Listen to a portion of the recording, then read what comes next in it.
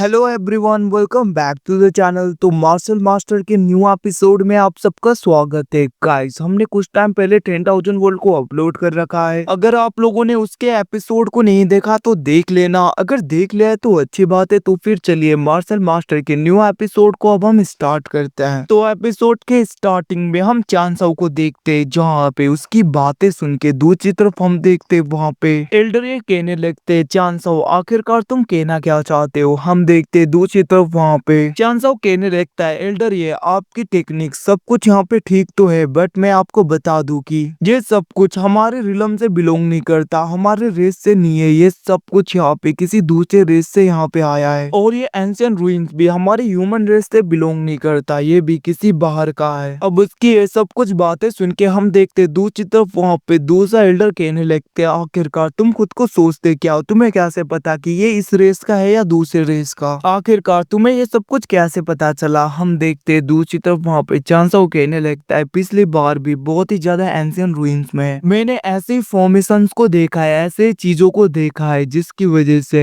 मुझे ये सब कुछ पता है, और मैंने कुछ रिसर्च भी किया था इन सब के ऊपर, और मुझे अच्छी तरीके से पता है कि आखिरकार इस फॉर्मेशन को और इस जगह को कैसे ओपन किया जा सकता है। अब उसकी बातें सुन के दूसरी तरफ हम देखते एकदम से वहाँ पे एल्डर ये कहने लगता है, यंग मास्टर चांसाओ अगर ऐसी बातें हैं तो ये तो बहुत ही अच्छी बात है, क्यों ना आप इसे पूरी तरीके से ओपन करो प्लीज। इतना कहते हुए हम देखते वो वहाँ पे चांसाओ के आगे ग्रीट कर रहा था, जिसको सब लोग देख रहे थे और वो लोग शॉक हो गए थे। इवन की चांसाओ कहने लगता है, एल्डर ये आपको इतना ज्यादा पोलाइट होने की जरूरत नहीं। हम देखते वो वहाँ पे खड़े हो गए थे, वो कहने लगते, सच बताऊं तो मास्टर चांसाओ मुझे पूरी तरीके से नहीं पता कि आखिरकार इसे कैसे ओपन किया जा सकता है, अगर आपको पता है तो आप इसे ओपन करिए प्लीज। हम देखते दूसरी तरफ इन सब बातों को सुनकर वहाँ पे दूसरे क्लैन का एल्डर, मतलब कि दूसरा एल्डर भी कहने लगता है, चांसाओ अगर तुम्हें पता है इसे कैसे खोलते तो जल्दी से खोलो, तो फिर आखिरकार यहाँ पे तुम टाइम वेस्ट क्यों कर रहे हो। अब उस एल्डर की बातें सुन के दूसरी तरफ हम देखते वहाँ पे चांसाओ स्माइल करते हुए आगे बढ़ते हुए कहने लगता है, एल्डर है क्यों ना अब यहाँ पे हम ट्रेजर के डिस्ट्रीब्यूशन के बारे में बातें करें। अगर मैंने इसे पूरी तरीके से ओपन किया तो मुझे कितना मिलेगा। अब चांसाओ की ऐसी बातें सुन के हम देखते दूसरी तरफ वहाँ पे एल्डर ये कहने लगते हैं, यंग मास्टर चांसाओ अगर आपने इस फॉर्मेशन को, इस जगह को पूरी तरीके से ओपन कर लिया तो जितने भी ट्रेजर है उनमें से 10% आप ले जा सकते हो। अब वहाँ पे 10% के बारे में सुन के सब लोग शॉक हो गए थे, सब लोग बातें करने लगते हैं तो बहुत ही ज्यादा है। वही पे दूसरी तरफ हम दूसरे एल्डर को देखते जो कि वहाँ पे इन सबसे खुश नहीं था, बट वो कहने लगता है बातों को घुमाकर, अगर यहाँ पे चांसाओ एक दिन में इसे ब्रेक कर देता है तो मैं भी इस कंडीशन को मानने के लिए तैयार हूँ कि 10% चांसाओ को मिलेगा। अब उसकी ये सब कुछ बातें सुन के दूसरी तरफ हम देखते वहाँ पे चांसाओ कहने लगता है, क्या एक दिन, मुझे तो यहाँ पे बस कुछ वक्त का टाइम लगेगा, चिंता मत करो यहाँ पे एक दिन भी नहीं लगने वाला। इतना कहते हुए हम देखते वो उस जगह पे फॉर्मेशन को पूरी तरीके से एक्टिवेट करने लगता है, जहाँ पे वो हर एक फॉर्मेशन के ऊपर लोगों को आने के लिए बोल रहा था, और हम देखते वहाँ पे वो जितनी जगहों पर फॉर्मेशन लगाता है उन जगहों पर दूसरे लोग जाके बैठ रहे थे। वहीं पे दूसरी तरफ चांसाओ उनके मेन पॉइंट पर भी पूरी तरीके से फॉर्मेशन लगा रहा था, ताकि ये लोग उसके ऊपर अपने पाव का यूज कर पाए। और कुछ टाइम के बाद में देखते हैं सब लोग अपने अपने जगहों पर चले गए थे, और चांसाओ कहने लगता है, इन सब के ऊपर अपने पाव का यूज करो। हम देखते वहाँ पे सब लोग उन फॉर्मेशन के ऊपर अटैक करने लगे थे, जिसकी वजह से पूरी जगह हिलने लगी थी। हम देखते तभी वहाँ पे एक एल्डर कहने लगता है, क्या सच में ये पूरी तरीके से ओपन होने वाला है। वही पे दूसरी तरफ हम चांसाओ को देखते जो कि अपने पूरे पाव का यूज कर रहा था उसे ओपन करने में। अब हम कुछ टाइम बाद का सीन देखते जहाँ पे वो बैरियर, वो फॉर्मेशन पूरी तरीके से एक्टिवेट हो गया था, मतलब कि खुल गया था, जिसकी वजह से हाई ग्रेड के स्पिरिचुअल स्टोन, फायर एसेंस, वो सब वहाँ पे गिरने लगे थे। और हम देखते वहाँ पे उस जगह पे जो एक मेन कोर था वो भी पूरी तरीके से खुल जाता है। अब ये सब कुछ देखकर सब लोग खुश हो गए थे। हम देखते वहाँ पे दूसरे क्लैन के एल्डर उसे लेने के लिए बहुत ही ज्यादा स्पीड में उसकी तरफ बढ़ रहे थे, बट वहाँ पे एल्डर ये कहने लगता है, रुक जाओ, उन्हें टच मत करो। और हम देखते वो उन्हें रोकने की कोशिश करने लगे थे। दूसरी तरफ वो दोनों एल्डर कहने लगता है, एल्डर ये हमें रोकने की कोशिश मत करो, ये तो हमें ही बिलोंग करता है। इतना कहते हुए वो दोनों उसे लेने की कोशिश करने लगते हैं, उस मेन कोर को, बट हम देखते वहाँ पे एल्डर ये उन्हें बहुत ही ज्यादा मुश्किल से रोक रहे थे। वो कहने लगते हैं, इसे तुम नहीं ले सकते। अब उनको ऐसा लड़ता हुआ देखकर दूसरी तरफ चांसाओ अपने साथियों को कहने लगता है, जल्दी से तुम लोग इन सारे हाई ग्रेड के स्पिरिचुअल एसेंस को ले लो, सारे स्पिरिचुअल स्टोन्स को ले लो। अब उसकी बातें सुन के हम देखते वो सब लोग वहाँ पे अपने स्पेस रिंग के अंदर उन सारे ट्रेजर को भर रहे थे। क्वीन सुरुयू और डीमन लॉर्ड इवन की वहाँ पे चांसे भी ऐसे ही कर रही थी। वहीं पे दूसरी तरफ हम चांसाओ को देखते जो कि अपने स्पेस रिंग के अंदर उन सारे हाई ग्रेड के स्पेशल स्टोन्स को रखने लगा था।